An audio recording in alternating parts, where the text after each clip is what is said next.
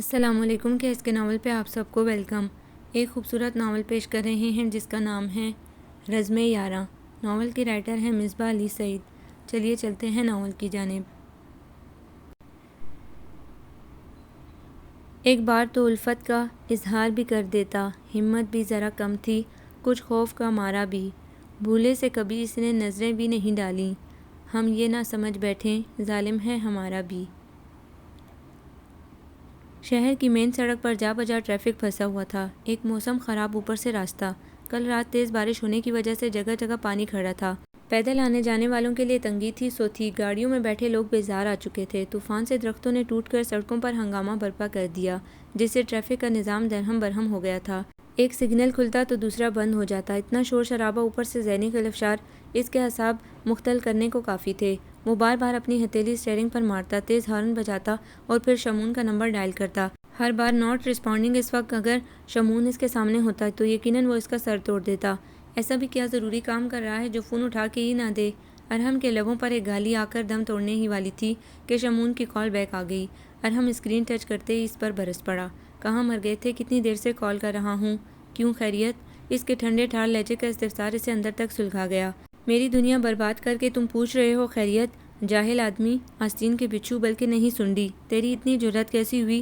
تو نے حامی بری کیسے، کمینے گھامڑ، ارحم کا بس نہیں چل رہا تھا کہ وہ فون سے ہی اس کا کان کھینچ کر باہر نکال لائے، ارحم کی تابڑ توڑ صلواتوں کے جواب میں وہ اپنے سابقہ انداز میں بولا، یار اگر تمہیں پتہ چل ہی گیا ہے تو پلیز پلیز یار، میں مجبور تھا اور اس وقت میری طبیعت بھی ٹھیک نہیں ہے، ہم پھر کبھی اس موضوع پر بات کریں گے، اس سے پہلے کہ وہ فون بند کرتا ارحم زور سے چلایا، طبیعت تو تیری میں ٹھیک کرتا ہوں، گھونسوں اور جوتوں کا سہرا تیرے مکھڑے پر باندھ کر گدھے کی سواری نہ کروائی تو میرا نام بدل دینا، بڑا آیا بہانے باز، طبیعت خراب ہے، اس وقت تجھے لقوہ نہیں ہوا جس وقت منہ سے ہاں پھوٹ رہا تھا، ارحم اس وقت جتنا سکپا ہو رہا تھا، اگر اس وقت شمون اس کے سامنے ہوتا تو ممکن تھا فوراً ریسکیو کو بلانا پڑتا، وہ کم از کم اس کا ہاتھ پیر توڑ چکا ہوتا، چند دن پہلے گھر میں ہونے والے اہم فیصلے کے متعلق زرتاش نے تفصیلات بتائی تھی، کیا یہ کیا بکواس ہے، وہ سنتے ہی چکرا گیا اور چلا کر بولا، کب کا ذکر ہے، جمعے کو، اور تم مجھے آج بتا رہی ہو، 5 دن ہو گئے اتنا سب کچھ ہوئے اور مجھے کسی نے بتانا گوارا بھی نہیں کیا، ملک سے باہر تھا، دنیا سے تو باہر نہیں تھا،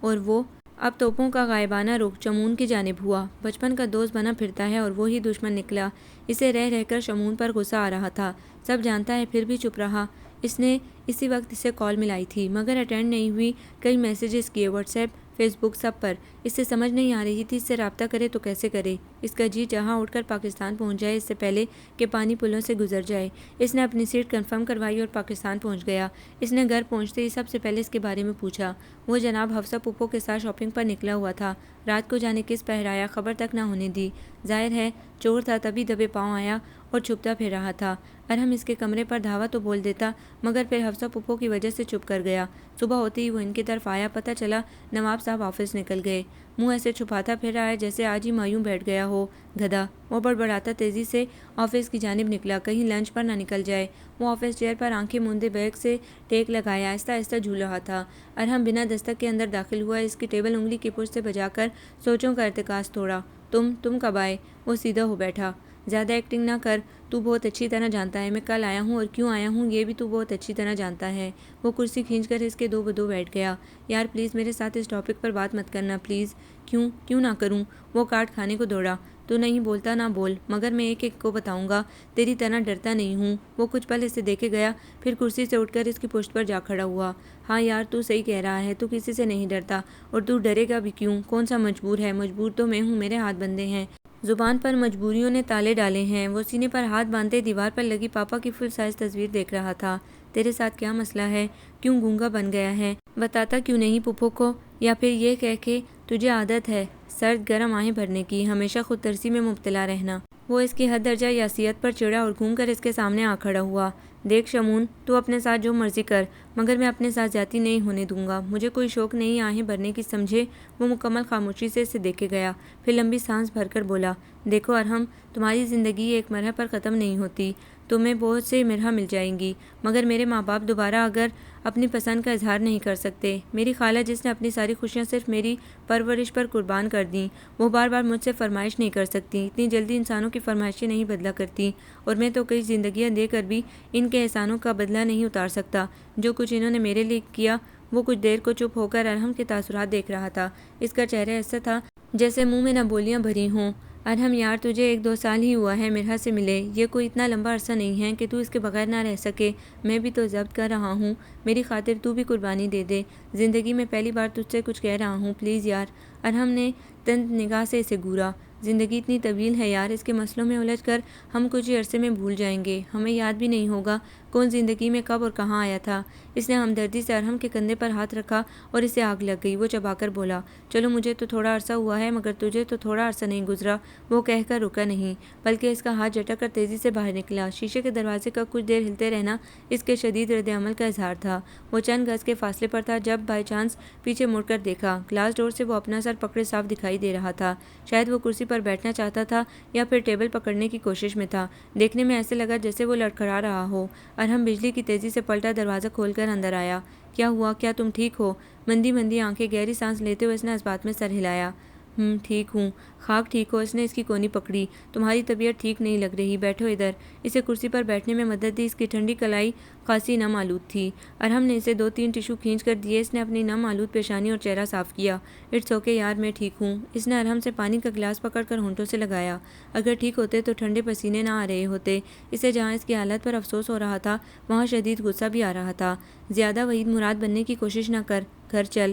نہیں نہیں، آئیم اوکے یار، تم جاؤ میں آ جاؤں گا۔ اس کے مسلسل انکار کے باوجود ارحم نے اس کے مینیجر کو بلایا اور سارا کام سمجھا کر اسے ساتھ لے گیا۔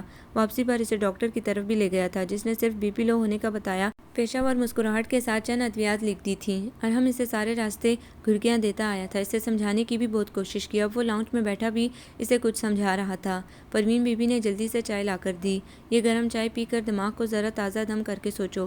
ارحم کب اس کی جانب بڑھاتے ہوئے بولا، تو پھپھو کو سمجھا تو ویسا نہیں چاہتا جیسا ہو رہا ہے، انہیں قائل کر، میں بھی ان سے بات کرتا ہوں۔ کیوں اپنی اور میری زندگی خراب کر رہا ہے یار؟ ہو سکتا ہے بعد میں پھپھو کو پتہ چلے تو وہ ناراض ہوں کہ انہیں کیوں نہیں بتایا۔ بعد میں پچھتانے سے کیا فائدہ یار؟ اس پر شاید ہی کسی بات کا اثر ہوا ہو کہ حفصہ مارکیٹ سے شاپروں میں لدی پندی واپس آئی تھی۔ اسے قبل از وقت لاؤنج میں بیٹھا دیکھ کر متحیر سی رہ گئیں۔ آج جلدی آ گئے، خیریت شمون؟ اس سے پہلے کہ ارحم اس کی طبیعت کا بتاتا وہ پہلے ہی مسکرا دیا۔ جی خالہ، میں بالکل ٹھیک ہوں، سب خیریت ہے۔ دراصل آفس میں کچھ کام تھا، پھر اس کی وجہ سے۔ اس نے بہوؤں سے ساتھ بیٹھے ارحم کی جانب اشارہ کیا۔ یہ تو تم نے بہت اچھا کیا۔ انہوں نے شاپرز سینٹر ٹیبل پر رکھے اور دھب سے صوفے پر بیٹھ گئیں۔ اب تم دونوں بھائی مل کر سارے انتظامات دیکھو، کپڑوں کی شاپنگ تو بہت حد تک مکمل کر ہی لی۔ انہوں نے اشارے سے سامنے کھڑی پروین بی بی کو اپنے لیے چائے لانے کا کہا۔ وہ فوراً سر ہلاتی چلی گئی۔ ارے ہاں، حفصہ کو یک لخت یاد آیا۔ شیروانی اور لہنگا، ان کی اسٹیچنگ ابھی رہتی ہے، پلیز ادھر تم چکر لگا لینا، میں آج تھک گئی تھی، بس وہ رہ گیا۔ وہ خالہ، اس نے کچھ کہنے کے لیے ہونٹ کھولے ہی تھے۔ ارحم کو بھی تسلی ہوئی، شاید کچھ پھوٹ دے، مگر وہ بولا، وہ خالہ میں دیکھ لوں گا، آپ پریشان نہ ہوں، اور اگر کچھ رہتا ہے تو بتا دیں، بس تیرے منہ پر جھانپڑ لگانا رہتا ہے۔ ارحم نے بڑبڑاتے اس کی ازلی بزدلی کو دل ہی دل میں گالیوں سے نوازا۔ شمون تقریباً 5 سال کا تھا جب وہ مستقل اپنے ننیال آ گیا تھا۔ یہاں آ کر زندگی کچھ بدل گئی تھی اور وہ یہاں آ کر اب تک نہیں سمجھ پایا تھا کہ آخر بدلا کیا ہے، کیونکہ بہترین خوبصورت گھر وہاں بھی موجود تھا اور یہاں کا گھر بھی کسی سے کم نہیں تھا۔ ہر طرح کی سہولیات، ترجیحات، محبت میں نہ وہاں کمی تھی اور نہ ہی ادھر۔ ہاں البتہ جو کمی آئی تھی وہ نادیدہ سی تھی، شاید یاد، اور یاد ایک ایسی کمی ہے جو نظر نہیں آتی، پکڑی نہیں جاتی، مگر احساسات سے چپک کر رہ جاتی ہے۔ آپ اٹھیں بیٹھیں چلیں پھریں، یہ یاد آپ کا پیچھا نہیں چھوڑتی۔ جب تک سایہ پیچھا نہیں چھوڑتا، جب تک سانس پیچھا نہیں چھوڑیں، یاد بھی پیچھا نہیں چھوڑتی۔ اسے یاد تھا اپنا وہ 2 منزلہ گھر۔ نیچے کی منزل میں تایا عبد الرحمن رہتے تھے جن کی 2 بچیاں تھیں، نازک نازک، پتلی پتلی، بالکل تائی سفینہ کی طرح، رنگت کچھ سانولی تھی مگر نقوش بے حد متاثر کن تھے، اور بیٹا ایک ہی تھا جو پیدائشی طور پر معذور تھا۔ اس کی ریڑھ کی ہڈی میں اتنی سکت نہیں تھی کہ وہ عام لوگوں کی طرح بہت دیر تک بیٹھا رہے۔ وہ چند منٹ بعد ہی جھکتے جھکتے گر جاتا تھا۔ بمشکل 5 منٹ اپنا وزن برداشت کر پاتا۔ ایک دن وہ مستقل 10 منٹ بغیر سہارے کے بیٹھا۔ تائی سفینہ کی حالت دیکھنے والی تھی۔ اپنی چھوٹی دیورانی شمانہ شمون کی والدہ کو فوراً اوپر بلانے آئیں۔ تم کہتی تھی نا ایک دن اپنا زارون بیٹھے گا، دیکھو اللہ نے تمہاری سن لی، آج وہ پورے 10 منٹ بیٹھا رہا۔ تائی سفینہ خوشی سے بے حال ہو رہی تھیں۔ شمانہ بھی مبارک دیتے ہوئے لپٹ گئیں۔ بھابھی آپ پریشان نہ ہوا کریں، ایک دن ہمارا زارون چلے پھرے گا، اپنے سارے کام خود کرنے لگے گا۔ شمانہ کی تسلی پر ان کی آنکھوں کی چمک جہاں بڑھی وہاں ایک سرد آہ بھی نکلی۔ پتہ نہیں یہ کب حقیقت بنے گی۔ شمانہ مجھے تو ڈر ہی لگا رہتا ہے، میرا ایک ہی بیٹا ہے، اگر یہ ساری زندگی ایسا ہی رہا ہماری نسل ہی ختم ہو جائے گی۔ ہائے بھابھی اللہ نہ کرے۔ شمانہ نے سفینہ کے ہاتھ گرم جوشی سے پکڑ لیے۔ ایسا نہ سوچا کریں، اور پھر شمون بھی تو آپ ہی کا بیٹا ہے، آج بھی اور کل بڑا ہو کر بھی اس کے بچے بھی اس خاندان کی نسل سے ہوں گے۔ دونوں دیورانی جیٹھانی لپٹ گئیں، کیونکہ دونوں بہت اچھی طرح جانتی تھی کہ وہ دونوں زارون کے بارے میں ایک دوسرے کو جھوٹی تسلی دے رہی ہیں۔ ڈاکٹرز نے صاف بتایا ہوا تھا کہ زیادہ سے زیادہ یہ آدھ گھنٹہ بیٹھ سکتا ہے، وہ بھی اگر مستقل فزیو تھراپی ہوتی رہے، اور اس کے علاج پر ہی عبدالرحمن کی بہت سی رقم لگ جاتی تھی۔ اس کے اسپیچ تھراپسٹ، فزیو تھراپسٹ الگ الگ روزانہ آتے۔ سارا دن سفینہ زارون کے آگے پیچھے گھومتی رہتی۔ دونوں بیٹیاں اس سے چھوٹی تھیں، اکثر ہی انہیں شمانہ اپنے پاس اوپر رکھتی تھیں۔ تب شمون 4 سال کا تھا اور مرحا 3، رویحہ 2 سال کی۔ یہ تینوں بچے شمانہ کی ذمہ داری تھے۔ شمون اور مرحا کی اچھی دوستی تھی، نہ صرف خود کھیلتے بلکہ رویحہ کا خیال کرتے، اس کا ہاتھ پکڑ کر کھیلنے میں مدد کرتے تھے۔ اسی طرح شمانہ گھر کو دیکھ لیتی اور سفینہ زارون کو، جو ہر وقت بیڈ پر پڑا شور مچاتا رہتا تھا کہ اس کے پاس کوئی موجود رہے۔ گھر میں تینوں بچوں کی ملی جلی آوازیں تھیں۔ رنگ برنگے بلاکس لے کر مرحا اور شمون مختلف روبوٹ بنا رہے تھے، اور پاس بیٹھی رویحہ جس بلاک کو ہاتھ لگاتی جھٹ سے مرحا چھین لیتی۔ یہ نہیں لو، شمو روبوٹ بنا رہا ہے نا شمو بھائی، یہ سارے بلاکس ہمارے ہیں نا، اس نے تائیدی معصومیت سے کہا، مگر شمون نے وہ بلاک واپس واہ واہ کر کے روتی رویحہ کو دے دیا۔ نہیں، یہ ہم سب کے ہیں، اس نے بات ہی ختم کر دی تھی۔ حفصہ 2 دن پہلے ہی بہن کے پاس اسلام آباد آئی تھی، اور وہ 2 دن سے نوٹ کر رہی تھی تینوں بچوں میں بے حد اتفاق ہے۔ کوئی دیکھنے والا کہہ نہیں سکتا کہ یہ کزنز ہیں، سگے بہن بھائی لگتے تھے۔ آپی ویسے آپ کے بچوں میں پیار کتنا ہے، بڑے اتفاق سے کھیلتے ہیں۔ اسے زیادہ حیرت اس لیے بھی ہو رہی تھی، ان کے بڑے بھائی کے 2 ہی بچے تھے، ارحم اور زرتاشا، اور دونوں اکثر ہی لڑتے رہتے تھے، کبھی کھیل کھلونوں پر تو کبھی رشتوں پر۔ میری پھپھو، میری ماما پاپا، میرے ماما پاپا، ہر وقت کا جھگڑا تھا، اور جب شمانہ رہنے چلی جاتی پھر تو مشکل ہی کان پڑی آواز سنائی دیتی تھی۔ ان کا اسی بات پر جھگڑا ہو جاتا تھا۔ شمون میرا بھائی ہے، میرے ساتھ کھیلے گا، شمانہ پھپھو میرے بلانے پر آئی ہیں، شمون میرے ساتھ کھائے گا، میرے ساتھ سوئے گا۔ آخر روہیلہ تنگ آ جاتی تھی، دونوں کو ایک ایک لگا کر چپ کرواتی۔ شمون کسی کا بھائی ہے اور نہ ہی کسی کے ساتھ سوئے گا، وہ اپنی ماما کا بیٹا ہے اور میرے ساتھ ہی سوئے گا۔ شمون کو روہیلہ ممانی کی بات ہی پسند آتی تھی۔ سلجھو خوش طبع سا شمون ان دونوں کی نوک جھوک سے تنگ آ جاتا، اور یہی وجہ تھی اس کا یہاں دل بھی کم لگتا تھا۔ اپنا گھر اور مرحا، رویحہ یاد آتی، جو خاموشی سے ساتھ کھیلتی تھی، اور وہاں واپسی پر بھی زرتاشا اور ارحم کی لڑائی ہو جاتی۔ پھپھو کو چھوڑنے پاپا کے ساتھ میں جاؤں گا یا میں جاؤں گی، اور شمانہ ہاتھ جوڑ کر کہتی، نہیں بھائی، یا تم دونوں جاؤ گے یا پھر میں تمہارے انکل کو بلا لوں گی اور ان کے ساتھ جاؤں گی۔ اور حفصہ ان کی چیخ چیخ پر جھلا جاتی، اور اب یہاں ان تینوں کو اتنے آرام سے کھیلتا دیکھ کر اندر تک خوش ہوئی تھیں۔ اللہ کا شکر ہے حفصہ، شمانہ تشکر بھرے انداز میں بولی، ان تینوں کی کبھی لڑائی نہیں ہوئی، اللہ ہمیشہ اتفاق ہی رکھے ان میں تو آگے تک کا سوچے بیٹھی ہوں، مجھے اور الیاس کو مرحا بہت پسند ہے۔ استغفر اللہ آپی، حفصہ نے شمانہ کو شکوہ کناں انداز میں دیکھا، چھوٹے چھوٹے بچے ہیں، آپ پتہ نہیں کیا سوچے بیٹھی ہیں، آج چھوٹے ہیں کل بڑے ہونا ہے، میرا ایک بیٹا ہے، خاندان سے بہو لاؤں گی دیکھی بالی۔ حفصہ فطرتاً ہنس مکتی، اسے مذاق ہی مل گیا، جہاں انہیں اکٹھے بیٹھے دیکھتی مصنوعی خفگی سے ڈپٹ دیتی۔ شمون پیچھے ہو کر بیٹھو، پردہ ہے تم دونوں کا۔ شمون، مرحا نے معصومیت سے صوفے پر بیٹھی خالہ کو دیکھا، وہ پھر سے اپنے بلاکس جوڑنے لگا، البتہ شمانہ نے حفصہ کے ایک چپت لگائی، شرم نہیں آتی بدتمیز، بچوں کو تنگ کر رہی ہو۔ لو جی، اس میں کیا شرم، وہ مونگ پھلیاں چھیل چھیل کر پھانکتے ہوئے مسکرائی، شکر ہے آپ نے بتا دیا، اب میں ان کا دھیان رکھوں گی۔ ایمینہ جذبات میں آ کر کچھ کر بیٹھے، دفع ہو جاؤ، اب کہ شمانہ نے باقاعدہ اس کے کندھے پر گھونسا مارا تھا۔ بھانڈ کو تو بتانا ہی نہیں چاہیے تھا، وہ اپنا کندھا ملتے ہوئے باقاعدہ زور و شور سے ہنسی تھی۔ آپ بھی تو ایسی بیوقوفی والی باتیں کر رہی ہیں، کل کلا بڑے ہو کر جانے کون کیا کہے، تو میری کون سی بات پتھر پر لکیر ہے جو مٹ نہ سکے، ویسے ہی خیال تھا شیئر کر لیا، اور تم ہو کے پیچھے ہی پڑ گئی۔ دونوں کی نظریں خود پر جمی دیکھ کر بچے جھیم سے گئے تھے، اپنے تمام بلاکس باسکٹ میں ڈالے اور باہر جا کر لابی میں کھیلنے لگے۔ وقت کی چالیں بہت عجیب ہیں، سبک رفتاری سے چلتا بھی ایسے ایسے گھاؤ لگا دیتا ہے جو نہ سلنے میں آتے نہ بھرنے میں، انسان روتا سسکتا رہ جاتا ہے، اور وقت اپنے پنجوں میں دبوچے منڈیر پر منڈیر اٹھاتا کہیں دور بٹھا دیتا ہے، اور وقت گزرتا رہا۔ اس کی سبک رفتاری میں خون کی بو شامل ہونا تھی، اور اس بو کو پانے کے لیے اس نے چالیں چلنا شروع کیں، سب کچھ لمحوں میں ہلا دیا، اور اس طرح شمون کی ساری زندگی منتشر ہو گئی۔ حفصہ کی شادی کی تاریخ طے پا چکی تھی، شادی میں صرف 1 مہینہ باقی تھا، ادھر تو جہیز کی تیاری ہو رہی تھی۔ شمانہ کو اپنی تیاریوں کی فکر تھی، روز ہی بازار گئی ہوتی۔ سفینہ نے اپنی تیاری بھی شمانہ کے ذمہ لگا رکھی تھی، کیونکہ زارون کی وجہ سے وہ کم ہی نکلتی تھی۔ اب یہ تو قریب کی شادی تھی، جانا تو لازمی تھا، بس 1-2 دن کے حساب سے جو تیاری بنتی تھی وہ لسٹ بنا کر شمانہ کو تھمائی، جب اپنی چیزیں لاؤ گی تو میری بھی لے آنا۔ اکتوبر کے اوائل کی بات ہے، موسم کافی خوشگوار تھا، ہلکے ہلکے بادلوں نے اسلام آباد کی فضا کو خنکی میں تبدیل کر دیا تھا۔ الیاس آفس سے آ کر بیٹھے تھے۔ شمانہ چائے لے آئی۔ لنچ وہ کچھ دیر پہلے ہی کر آئے تھے، اس لیے چائے پر زیادہ تردد نہیں کرنا پڑا۔ چائے کے دوران ہی انہوں نے شمانہ کو اپنے نئی تعمیراتی گھر کے بارے میں تفصیلاً بتا دیا تھا۔ شمانہ پورے شوق سے سن رہی تھی۔ نئے گھر کا ہر شخص کو شوق ہوتا ہے اور یہ شوق خاص طور پر خواتین کی خواہش کا درجہ رکھتا ہے۔ ویسے بھی جس گھر میں دونوں فیملیاں آباد تھیں یہ ان کے دادا کے وقتوں کا اور خاصا پرانا تھا۔ الیاس اور عبد الرحمن نے مل کر 2 کنال کا پلاٹ خریدا تھا اور اب اس پر بہت تیزی سے تعمیراتی کام ہو رہا تھا۔ دونوں بھائیوں کا ہمیشہ ساتھ رہنے کا ارادہ تھا۔ گھر کی تنگی کے باعث کبھی جھگڑے نہ ہوں اور علیحدگی کی بنیاد پڑے، اس لیے قبل از وقت الگ الگ پورشنز کا کھلا گھر بنا لیا جائے۔ عبد الرحمن نے صبح ہی بھائی کو بتایا تھا، لینٹر ڈل چکا ہے، تم شام میں چکر لگا لینا اور جو کوئی ٹھیکیدار کو مشورہ دینا ہو دے دینا۔ اس لیے انہوں نے جلدی سے چائے پی، اپنی چابیاں اور والیٹ میز پر سے سمیٹتے ہوئے اٹھے۔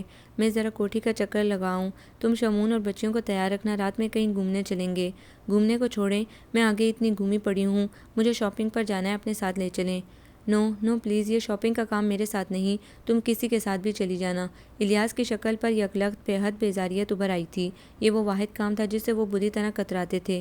ان کے نزدیک شمانہ کے ساتھ شاپنگ کا مطلب ہے بندے کو اپنے گناہ سمندر کی پانی کی طرح پھیلانے کے مترادف ہے، کیونکہ ایک دکان سے نکل کر دوسری میں گھسنا، پھر وہ جو نقص نکالے اس میں نہ چاہتے ہوئے بھی تائید میں سر ہلانا، مشورہ دینا۔ دل الگ گواہی دیتا، زبان الگ۔ بیگم کو خوش کرو تو جیب نہ خوش، اور جیب کو دیکھو تو بیگم کئی دن کے لیے ایسے اجنبی بن جاتی جیسے کوئی دور دیس کی دوشیزہ ہو۔ ایسے میں یہی بہتر ہے بندہ ساتھ ہی نہ جائے۔ اور اس مشورے پر شمانہ گھور کر بولی، میں کس کے ساتھ جاؤں، اور اگر کسی کے ساتھ جانا شروع کر دیا نا تو آپ سے ہی برداشت نہیں ہوگا۔ وہ کسی کو خاصا چبا کر بولی، کیا مطلب، کیا فضول بول رہی ہو؟ وہ غرائی مگر سامنے بھی شمانہ تھی۔ اپنا میاں ہے اور میاں سے بھلا کیا ڈرنا، تنک کر بولی۔ آپ ہی کے مشورے کو واضح کر رہی ہوں، اس گھر میں آپ ہیں یا بھابھی سفینہ؟ بھابھی زارون کی وجہ سے نہیں جا سکتی، آپ لے کر نہیں جانا چاہتے، پھر کسی کو باہر ادھر ادھر ہی تلاش کرنا پڑے گا نا۔ اچھا چلو باتیں مت بناؤ، بڑی آئی کسی والی۔ وہ بڑبڑاتے ہوئے باہر کی جانب نکلے۔ شمانہ نے جلدی اپنی لسٹ بیگ میں رکھی اور تیار ہو کر نیچے آ گئیں۔ شمون اپنے تمام کھیل کھلونے چھوڑے پاپا کی ٹانگوں سے لپٹا کھڑا تھا، یقیناً وہ بھی ساتھ جانے کی ضد میں تھا۔ شمانہ کو اترتا دیکھ کر الیاس نے کہا، سمجھاؤ اسے، یہ کیا کرے گا؟ مجھے واپسی پر کوٹھی بھی چکر لگانا ہے، دھول مٹی خواہ مخواہ میں اس کی طبیعت خراب ہو جائے گی۔ شمانہ کے کچھ کہنے سے پہلے ہی سفینہ بھابھی باہر لاؤنج میں آ گئیں اور انہوں نے تو ہمیشہ ہی شمون کی حمایت کرنا تھی۔ الیاس کبھی تو یہ ضد کرتا ہے، آج اگر کہہ رہا ہے تو ساتھ لے جاؤ، کیا ہو گیا؟ بھابھی اس کی ماں نے دکان در دکان پھرنا ہوتا ہے، میں شاپر بھی سنبھالوں اور اس کو بھی۔ وہ ماں اور باپ دونوں کو ملتجی نگاہ سے دیکھتا باقاعدہ رونے لگا تھا۔ شمانہ نے اس کا بازو پکڑ کر اپنے ساتھ کر لیا۔ کچھ نہیں ہوتا، میں دھیان کر لوں گی اس کا، یہ کون سا گود کا بچہ ہے، اپنی ٹانگوں پر چل کے جاتا ہے۔ 2 عورتوں کے مشترکہ ووٹ میں ان بیچاروں کی کیا حیثیت رہی تھی؟ آگے وہ اور پیچھے ماں بیٹا ان کے ساتھ گاڑی میں برابر آ بیٹھے تھے۔ گاڑی تارکول کی سڑکوں پر تیزی سے دوڑ رہی تھی۔ ہر منٹ پر شمانہ کو کوئی نیا مال یاد آ جاتا۔ ادھر بھی چکر لگا لیں گے، سنا ہے نئی ویرائٹی آئی ہے۔ الیاس ایک خفگی بھری نگاہ ڈالتے اور گاڑی ان کے بتائے رستوں پر ڈال دیتے۔ گاڑی پارکنگ میں کھڑی کر کے اب پیدل مارچ کرنا تھا اور اسی سے الیاس کی جان جاتی تھی۔ بازار میں اتنا بے ہنگم رش تھا، شمون کو انہوں نے گود میں اٹھا لیا اور شمانہ تو ایسی مال میں گھسی کہ نکلنے کا نام ہی نہ لے۔ ایک دکان چھان ماری تھی۔ یار بس کرو، بہت دیر ہو گئی ہے، انہوں نے نیا بل ادا کرتے ہوئے کہا۔ وہ نظر انداز کر گئیں۔ کیا ہو گیا اگر دیر ہو گئی ہے، گھر ہی جانا ہے نا محترمہ بیگم صاحبہ، وہ جتا کر بولے تھے۔ گھر سے پہلے کوٹھی کا چکر بھی لگانا ہے، ٹھیکیدار انتظار کر رہا ہوگا۔ ہاں تو وہ کون سا کوٹھی لے کر بھاگا جا رہا ہے، بس یہ جوتے ذرا دیکھ لیں۔ وہ جوتوں کی دکان کا ڈور دھکیل کر اندر داخل ہوئیں۔ شمانہ، مجھے لگ رہا ہے ہم زندگی کی آخری شاپنگ کر رہے ہیں۔ وہ اپنے ہاتھوں میں پڑتے شاپر سے اکتا چکے تھے اور شمانہ نے پوری آنکھیں کھول کر میاں کو گھورا تھا۔ کیا مطلب ہے آپ کا؟ میرے میکے میں یہ واحد شادی ہونی ہے، بھائی کی تو پہلے ہو گئی تھی، اکلوتی بہن کی شادی پر بھی ارمان پورے نہ کروں؟ کنجوس، یار کچھ ارمان سنبھال کر رکھو، 20 سال بعد بیٹے کی شادی پر نکال لینا۔ اس بات کا شمانہ نے کوئی جواب نہیں دیا۔ وہ جوتوں کے ڈیزائن دیکھنے میں مہو تھیں۔ الیاس کو شمانہ کو چڑھانا اچھا لگتا تھا۔ جب کوئی جواب نہ آیا تو خود ہی خفیف سا اس کی جانب سر جھکا کر بولے، اگر 20 سال میں دیر ہے تو؟ وہ لمحہ توقف سے اپنی جانب اشارہ کرتے ہوئے بولے، یہ خادم حاضر ہے تمہاری خاطر قربانی دینے کو، جب چاہو صحرا باندھ کر ارمان پورے کر لو۔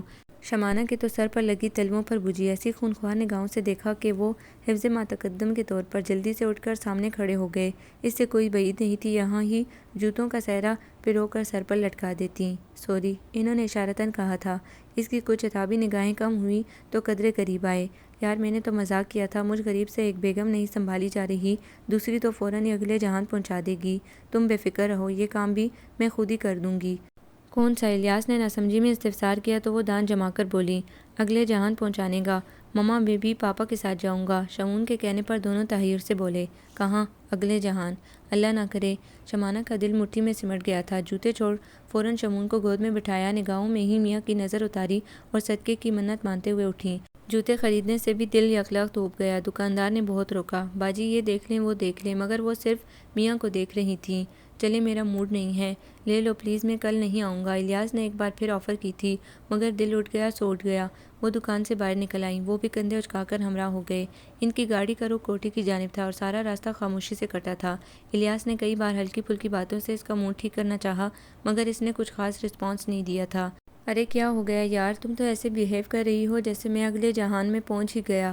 بس کر جائیں الیاس، اب ایک بار فضول بولنا شروع ہو جائیں تو ہٹتے ہی نہیں۔ وہ اچھی خاصی خفا ہو گئی تھی۔ اندھیرا اچھا خاصا پھیل چکا تھا۔ جس وقت تک وہ کوٹھی پہنچے تب تک ٹھیکیدار اور لیبرز جا چکے تھے۔ الیاس نے باہر سے ہی جائزہ لیا، پھر اشارے سے شمانہ کو بلایا۔ وہ گاڑی کا دروازہ بند کر کے سنبھلتی ہوئی گیٹ سے اندر داخل ہوئی۔ جگہ جگہ اینٹوں بجری کے ڈھیر لگے تھے۔ ایک جانب بہت سا سریا سیمنٹ کے خالی بھرے ہوئے تھیلے رکھے گئے تھے۔ الیاس نے آگے بڑھ کر سنبھل کر چلتی بیگم کا ہاتھ پکڑ کر ذرا اندر لے گئے اور اسے وہاں سے پورچ اور لان کی لوکیشن سمجھا رہے تھے۔ اچانک ان دونوں کو کوئی چکر سا آتا محسوس ہوا تھا۔ قدم کانپ رہے تھے۔ کانپتے قدموں نے زمین میں گڑگڑاہٹ محسوس کی۔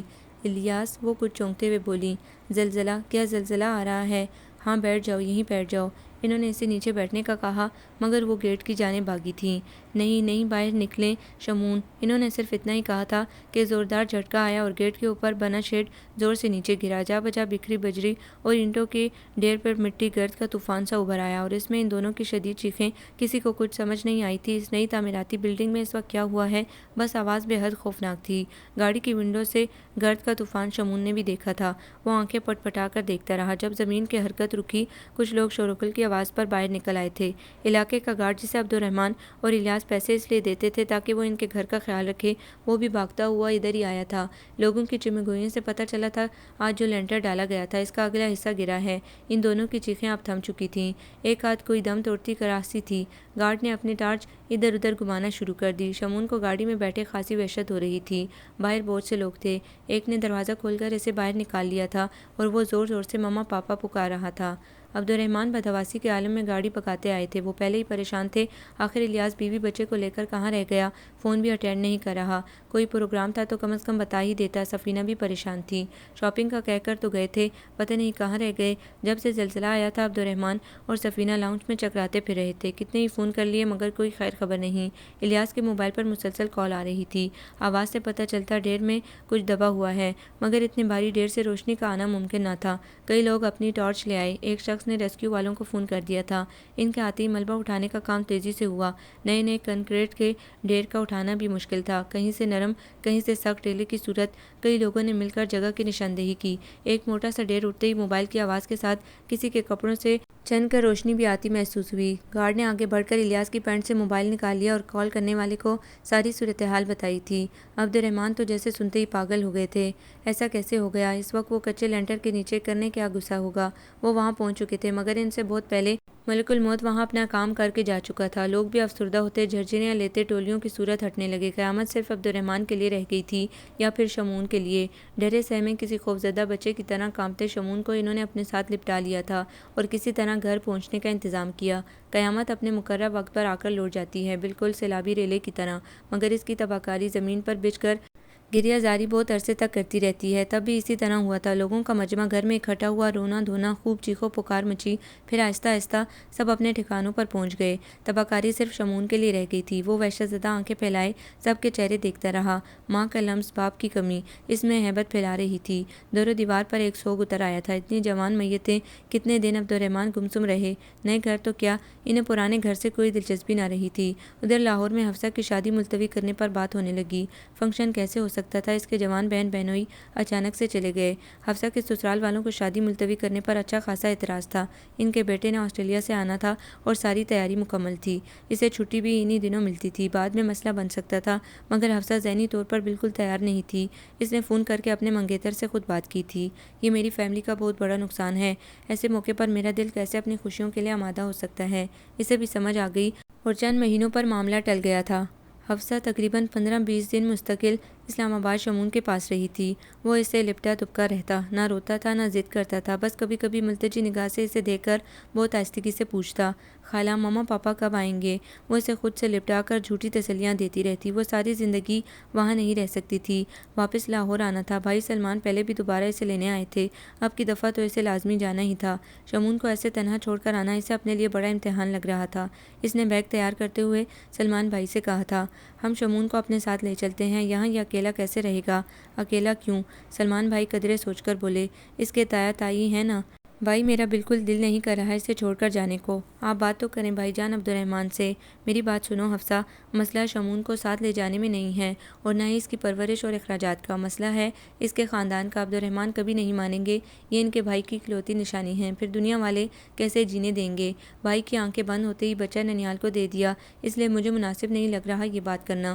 حفصہ بار بار بھائی کی منتیں کر رہی تھی اور ان کے پاس ہی لیٹا بظاہر سوتا شمون اندر تک دہل رہا تھا۔ اسے کچھ خاص سمجھ نہیں تھی، صرف اتنا اندازہ ہو رہا تھا خالہ اسے چھوڑ کر جا رہی ہیں، جس میں اسے ماں کی خوشبو محسوس ہو رہی ہے۔ وہی مرحا رویہ جن کے ساتھ گھنٹوں کھیلتا تھا اب بری لگنے لگی تھی۔ وہ ایک جانب ہو کر بیٹھا رہتا۔ حفصہ اپنے بھائی کے ساتھ لاہور جا چکی تھی، آہستہ آہستہ زندگی معمول پر آنے لگی۔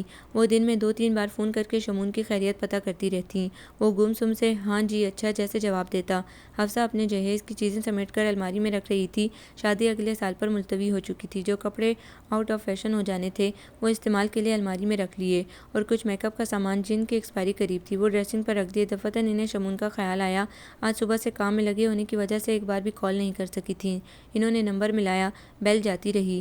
حفصہ نے 3-4 بار کال ملائی تھی، تب سفینہ کی بیزاریت بھری آواز ابھری، ہیلو ہیلو السلام علیکم بھابھی، میں حفصہ بات کر رہی ہوں۔ ہاں ہاں حفصہ ٹھیک ہو؟ اصل میں بہت بیزی تھی، ادھر زارون نے تنگ کر رکھا ہے، ادھر شمون کو بخار ہو گیا۔ بخار ہو گیا؟ کب؟ کل سے ہے، اور اس قدر تنگ کر رہا ہے، کوئی چیز نہیں کھا رہا، نہ دوا لے رہا ہے۔ زارون کے کام الگ، میں چکرا کر رہ گئی۔ حفصہ سے بالکل برداشت نہیں ہوا، جیسے ہی بھائی آئے ان کے سامنے اپنے جانے کا اندیہ رکھ دیا۔ سلمان کو اس کی بات قدرے ناگوار لگی۔ وہ سمجھانے لگے تھے، تم حوصلہ رکھو، بچے بیمار ہوتے رہتے ہیں، گھروں کے کام مسئلے مسائل سب چلتا ہے، انہیں خود نپٹنے دو اس فیز سے۔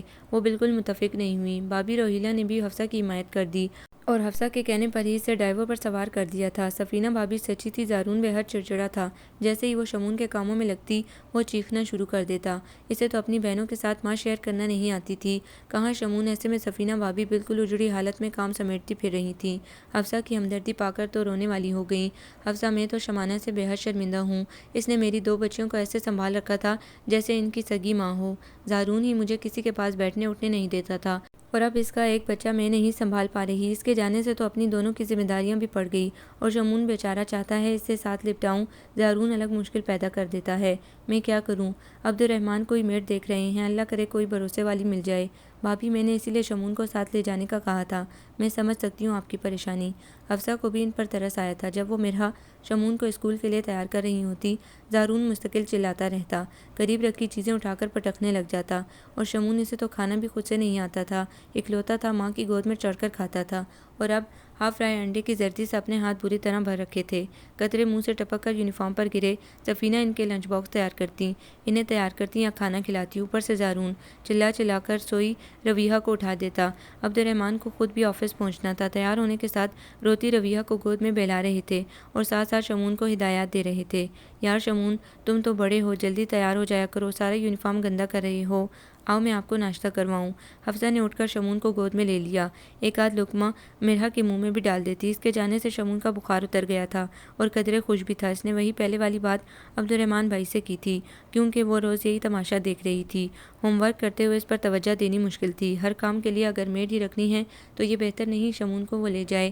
بیٹا آپ کی بات تو ٹھیک ہے کہ شمون کچھ نظر انداز ہو رہا ہے، لیکن آہستہ آہستہ سب ٹھیک ہو جائے گا، اور ویسے بھی تمہاری شادی ہو جائے گی، تب بھی تو شمون کو یہاں ہی رہنا ہے۔ بھائی جب شادی ہوگی تب دیکھا جائے گا، فی الحال تو میں اسے رکھ سکتی ہوں نا، آخر میرا بھی بھانجا ہے، کچھ فرض میرا بھی بنتا ہے، اور ویسے بھی وہ 1 سال میں خاصا سنبھل جائے گا، پلیز۔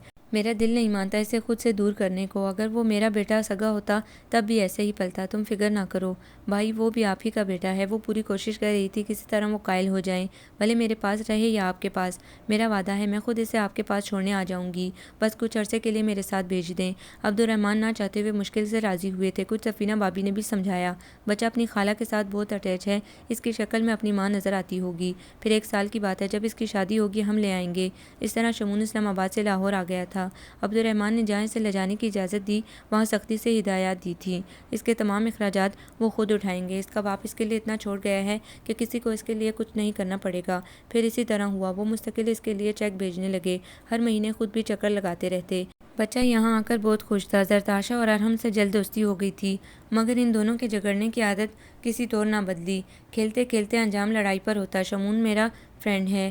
حفصہ کی شادی کے دن قریب آ رہے تھے، تیاریاں پھر سے شروع ہو گئیں اور شمون اداس۔ ایک دن اس نے کہہ ہی دیا، خالہ آپ مجھے چھوڑ کر چلی جائیں گی، میں یہاں نہیں رہوں گا۔ وہ کچھ دیر اسے دیکھتی رہی، پھر پیار سے گال تھپ تھپایا، میری جان میں آپ کو فون کرتی رہوں گی، اور آپ یہاں تھوڑی رہو گے، آپ کے تایا ابو کے پاس چھوڑ کر جاؤں گی۔ نہیں خالہ، میں آپ کے ساتھ جاؤں گا یا پھر مجھے مما کے پاس بھجوا دیں۔ اللہ نہ کرے، اس نے اسے خود میں بھینج لیا، وہ باقاعدہ رونے لگا تھا۔ خالہ مجھے آپ کے ساتھ رہنا ہے، مجھے اکیلے ڈر لگتا ہے۔ حفصہ کی آنکھوں سے بھی باقاعدہ پانی بہنے لگا، وہ اس بات میں سر ہلاتی اسے راضی کر رہی تھی۔ یہ کچھ دن بعد کی بات ہے، شمون کھیلتا ہوا زرتاشا ارحم کے پاس جا بیٹھا، وہ چپس کھا رہے تھے، اسے دیکھ کر معمول کی طرح جھگڑنے لگے۔ شمون میرے پاس بیٹھے گا۔ دونوں کا جھگڑا اتنا بڑا کہ روہیلہ بھابی کو درمیان میں بولنا پڑا تھا، کیا بدتمیزی ہے، کیوں جھگڑ رہے ہو؟ پھر شمون کو چپس کا پیکٹ تھماتے اسے دروازے کی جانب کیا، تم دونوں لڑتے ہو اس لیے یہ کسی کے پاس نہیں بیٹھے گا، اپنی خالہ کے پاس بیٹھے گا۔ حفصہ اس کے لیے نوڈلز کا باؤل لیے ادھر ہی آ رہی تھی، سنتے ہی اس کے اندر تک جلن ہوئی۔ بھائی کے بچوں پر بھی شدید غصہ آیا اور بھابی کی بات پر کیا تھا اپنی گود میں بٹھا لیتی۔ وہ آگے بڑھی اور اس کی کلائی پکڑ لی، میں اسے لینے ہی آ رہی تھی، اس نے ابھی کھانا بھی نہیں کھایا۔ وہ اسے اپنے روم میں لے گئی۔ روہیلہ کو اپنے رویے پر کچھ شرمساری ہوئی تھی، بچوں کی فطرت کی وجہ سے ایسا کہنا پڑا تھا۔ انہوں نے ایک غصیلی نگاہ سے اپنے بچوں کو دیکھا، پھر کچھ ٹھہر کر وہ حفصہ کے پاس معذرت کے لیے آ گئیں۔ کوئی بات نہیں بھابی، ہو جاتا ہے۔ حفصہ کی بات بدلنے پر وہ صفائیاں دینے لگی۔ حفصہ یہ بات نہیں کہ شمون سے محبت نہیں ہے، انہوں نے بات کرتے ہوئے اسے اپنی گود میں بٹھا لیا اور بالوں میں انگلیاں چلانے لگی۔ اصل میں بچوں کی وجہ سے ایسا کہہ دیا، اور تبھی حفصہ نے ایک فیصلہ کیا تھا شمون کو ہمیشہ اپنے ساتھ رکھنے کا، کیونکہ دونوں گھروں میں محبت کی کمی تھی، نہ ہی پیسے کی، مگر اپنے بچوں کی وجہ سے وہ نظر انداز ہو رہا تھا۔ اسی سلسلے میں اس نے اپنے منگیتر سے بات کی اور وہ سنتے ہی بھڑک گیا، ایسا کیسے ہو سکتا ہے، میں کسی کے بچے کی ذمہ داری نہیں اٹھا سکتا۔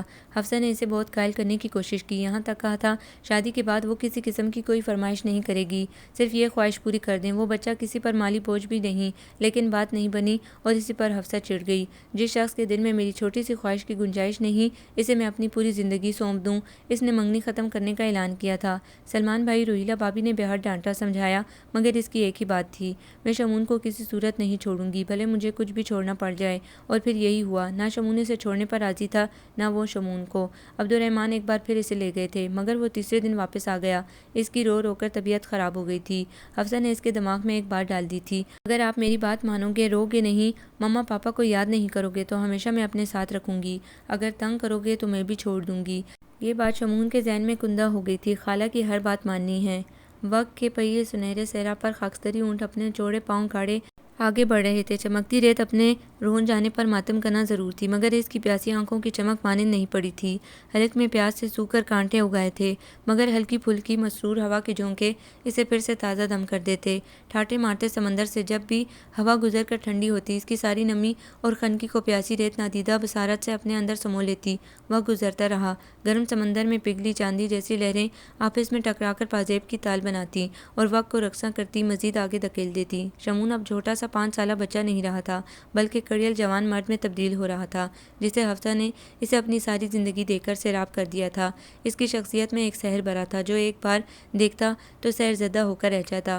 جہاں اس کی شخصیت مکمل تھی، وہاں ایک بڑا خانہ خالی رہ گیا تھا، وہ تھا اپنی ذات کے بارے میں قوت فیصلہ۔ یہ سب کچھ اتنا لاشعوری اور خود بخود ہوا کہ حفصہ کو بھی اندازہ نہ ہو سکا کہ 24 سالہ شمون اب بھی اس کی انگلی تھامے چلتا ہے۔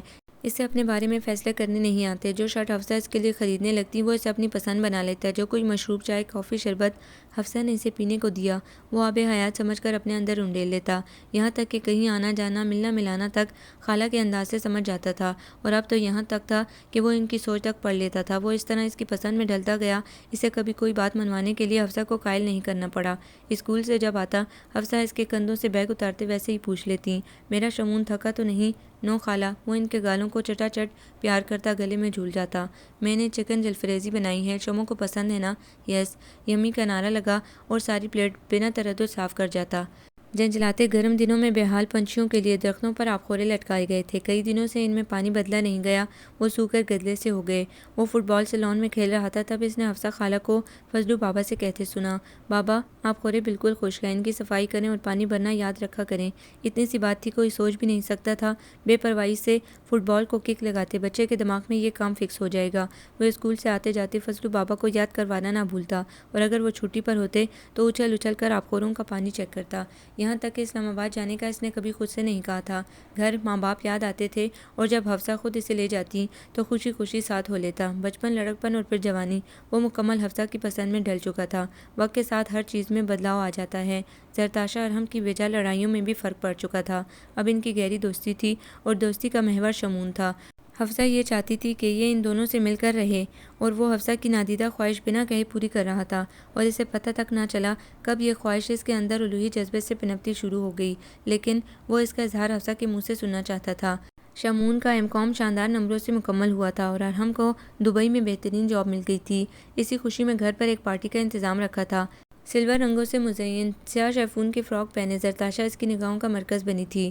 شمون کی ایک سراہتی نگاہ اس کے اندر تک اتر جاتی۔ وہ اپنی خوشی میں مست ادھر ادھر پھرتی، گھر کا سارا نظام دیکھ رہی تھی، کہیں کسی کو ضرورت تو نہیں۔ تب اسلام آباد سے عبدالرحمن کی مکمل فیملی بھی آئی ہوئی تھی۔ زارون کی عادت اب اچھی خاصی بدل چکی تھی۔ وہ ویل چیئر پر ماں کے پاس بیٹھا سب کو دیکھتا رہتا۔ مرحا، رویہ بھی خاصی اچھی تیار ہوئی تھی۔ وہ بہت زیادہ لاہور نہیں آتی تھی، بلکہ ارحم نے تو انہیں بہت دیکھا ہی اب تھا، کیونکہ وہ یہاں ہوتا ہی نہیں تھا۔ پورے یوں بھی زمین پر چلتی پھرتی ہیں، وہ سوچ رہا تھا۔ تب بابا کی بات پر چونکا۔ وہ پوری دلجمی سے عبدالرحمن انکل سے کہہ رہے تھے، شمون نے ایم.کام مکمل کر لیا ہے، میں سوچ رہا ہوں اس سے جلد از جلد کوئی بزنس شروع کروا دوں۔ ارحم کی دبئی میں بہترین جاب ہے، بس یہ دونوں جلدی سے سیٹ ہو جائیں، پھر اکٹھے ہی شادی کر دوں گا۔ اپنی شادی کا سن کر آنکھیں چمکی، دل رقصاں تھا۔ البتہ عبدالرحمن جواباً کہہ رہے تھے، بزنس شروع کروانے کی کیا ضرورت ہے، میرا سارا بزنس شمون کا ہی ہے، زارون تو آپ سب کے سامنے ہے، ایسے میں سب شمون نے سنبھالنا ہے۔ میں تو چاہ رہا ہوں کہ اب اسلام آباد شفٹ ہو جائے۔ اسلام آباد کا سنتے ہی حفصہ کا دل مٹھی میں سمٹ گیا تھا۔ آخر اس بچے کی خاطر اپنی ساری زندگی لگائی تھی، اب تہیدامہ کیسے رہ سکتی تھی۔ دفتراً شمون باہر سے تیزی سے آیا اور ارحم کو اپنے ساتھ باہر لے گیا۔ کھانے کے انتظام کے سلسلے میں وہ چاروں ناچار اٹھا تھا اور باہر جا کر اس پر برسا، تو نے ابھی ضرور بلانا تھا۔ کیوں؟ تو کیا ضروری کام کر رہا تھا؟ یار وہاں ضروری میٹنگ ہو رہی ہے تیرے بزنس کے سلسلے میں۔ پھر؟ اس نے اس سے جاویہ پوچھا، تیرا کیا انٹرسٹ ہے؟ بیوقوف، بزنس کے بعد یقیناً شادی کا تذکرہ ہوگا، اور تیری شادی کے بعد یقیناً میرا ذکر خیر ہوگا، اور میں اسی انتظار میں تھا۔ میرا ذکر ہو تو میں اپنی پسند بتاؤں؟ کیا؟ اس نے سر سے پاؤں تک اسے دیکھا۔ کون سی پسند؟ وہ کچھ دیر چپ رہا، پھر خفیف سا نظروں کا زاویہ لان میں ذرا فاصلے پر بیٹھی مرحا کی جانب کیا۔ تمہاری وہ کزن انگیجڈ ہے؟ نہیں۔ اس نے سر سے پاؤں تک ارحم کو دیکھا۔ لیکن تم کیوں پوچھ رہے ہو؟ یہ تھانے داروں کی طرح کیوں گھور رہے ہو؟ ارحم سٹ پٹایا، آخر اس کی کہیں تو شادی ہونا ہی ہے، اور میں نے کون سا کوارے مرنا ہے؟ اوہو، شمون کے ہونٹ استہزائیہ او میں سکڑے۔ کروں خالہ سے بات؟ وہ تائی امی سے کریں گی۔ نہیں نہیں، ابھی نہیں، ہر بات فوراً نہ پھپھو کے کانوں میں ڈال دیا کرو، بس تم ذرا دھیان رکھنا میں ذرا دبئی میں سیٹ ہو جاؤں، بس اتنی سی بات ہوئی تھی۔ اور اندر بڑوں میں کیا طے پایا، اس سے یہ دونوں بے خبر تھے۔ ارحم کو دبئی گئے 3 ماہ ہوئے تھے۔ شمون باقاعدہ اسلام آباد جا کر تایا ابا کا بزنس سنبھالنا نہیں چاہتا تھا، وہ خالہ کے ساتھ رہنا چاہتا تھا۔ اس نے خالہ سے مشورہ کیا، یہ تو ان کے دل کی بات تھی، بھلا کیسے اسے خود سے دور کر سکتی تھی۔ پارٹی والے دن بھی انہوں نے عبدالرحمن بھائی سے یہی کہا تھا، شمون اسلام آباد آ کر کیا کرے گا، ہم اسلام آباد سے کسی کو یہاں لے آئیں گے۔ عبدالرحمن تو جانے سمجھے تھے یا نہیں؟ البتہ روہیلہ بھابھی اور سلمان بھائی نے ایک دوسرے کو تحیر سے دیکھا اور یہی سوچا، حفصہ یہ کیا کہہ رہی ہو؟ غیر لڑکی نظر آ گئی، گھر کی کیوں نہیں؟ بعد میں حفصہ نے خود باتوں باتوں میں انہیں بتا دیا تھا کہ یہ شمانہ کی خواہش تھی۔ روحیلہ تو سنتے ہی گمسم رہ گئی، انہیں بیٹی کے انداز میں کچھ اور دکھائی دیتا تھا۔ عبدالرحمن نے الیاس کے تمام شیئرز شمون کے سپرد کیے تھے تاکہ وہ اپنی مرضی سے بزنس سیٹ کر سکے۔ اس نے لاہور میں بہترین موبائل شاپ بنا لی۔ عبدالرحمن اور سلمان کے مشوروں سے بزنس چند ماہ میں چل پڑا تھا۔ وہ موبائل شاپ کی پاور سیٹ پر بیٹھا تھا، خوشی اور جدائی کے ملے جلے احساس نے اسے گھیر رکھا تھا۔ انٹرنس کے پاس ایک چھوٹے سے کیبن کو اس نے آفس نما شکل دے رکھی تھی، باقی ساری شاپ پر ڈسپلے کے لیے ریکس اور کاؤنٹر بنے تھے جہاں اس کا مینیجر اور ورکرز کام کر رہے تھے۔ اس کے ٹرانسپیرنٹ کیبن کی دائنی دیوار پر پاپا کا بڑا سا فوٹو تھا جسے وہ کرسی پر جھولتے مسلسل دیکھ رہا تھا۔ لمبے عرصے بعد آج پھر پاپا مما یاد آنے لگے تھے۔ اسے یاد تھا جب چھوٹا سا وہ ان کی گود میں سوار ہو کر شیشے کے ریکس میں رکھے ہر موبائل کھلونے پر اڑ جاتا تھا، جب ان موبائل کھلونوں پر صرف چیاں چیاں گانا ہی لگتا تھا۔ وہ اسے کتنا پسند تھا۔ ایک بار تو پاپا نے کہا تھا، میں تمہیں موبائل کی دکان ہی کھلوا دیتا ہوں، شوق پورا کر لینا۔ شمون کی گھنی سیاہ مونچھوں تلے مسکراہٹ بے حد گہری تھی۔ پورا پلان ترتیب دیتے ہوئے اٹھا کہ آج خالہ سے بات کرے گا۔ آج سے پہلے وہ صرف اس لیے نہیں بتا پایا کہ کیا کہے کہ وہ ماموں کا گھر داماد بننا چاہتا ہے۔ بے شک وقت کے ساتھ پہلا گھر دو حصوں میں بٹ گیا تھا۔ ماموں نے حفصہ اور شمانہ کے حصے میں ایک بہترین پورشن ان دونوں کے لیے سیٹ کر دیا تھا۔ اپنا حصہ اپنی فیملی کے لیے ہنسی خوشی دو گھر بن گئے تھے۔ کچھ بھی تھا پورشن بنایا تو ماموں نے تھا، یہیں پلا بڑا۔ جب تک قدم مضبوط نہ ہو اسی گھر کی لڑکی کا سوال کیسے کر سکتا تھا؟ اب آج وہ مضبوط تھا، بہترین بزنس، بہت جلد گھر بنا لے گا۔ وہ انہی سوچوں میں گرا، جملے ترتیب دیتا گھر آیا۔ خالہ سے کیا اور کیسے بات کرنی ہے؟ وہ لابی اور لاؤنج کی پارٹیشن ونڈو کے قریب تھا۔ اندر سے خالہ کی آواز آ رہی تھی، وہ کسی سے کہہ رہی تھی، بھائی کیسے باتیں کر رہے ہیں؟ شمون کو میں نے جنم نہیں دیا، باقی اس کی رگ رگ سے واقف ہوں۔ وہ میری بات کو انکار کر دے ناممکن۔ وہ تو میری پسند کے بغیر جوتا ٹائی شرٹ پسند نہیں کرتا۔ یہ تو پھر پوری زندگی کی بات ہے، اور میں نے آپ کو بتایا تو ہے یہ اس کے ماں باپ کی خواہش تھی۔ آپ ہی نے خود مجھ سے کہا تھا، بھلا وہ کیسے انکار کرے گا؟ اور کیوں؟ کس کے لیے؟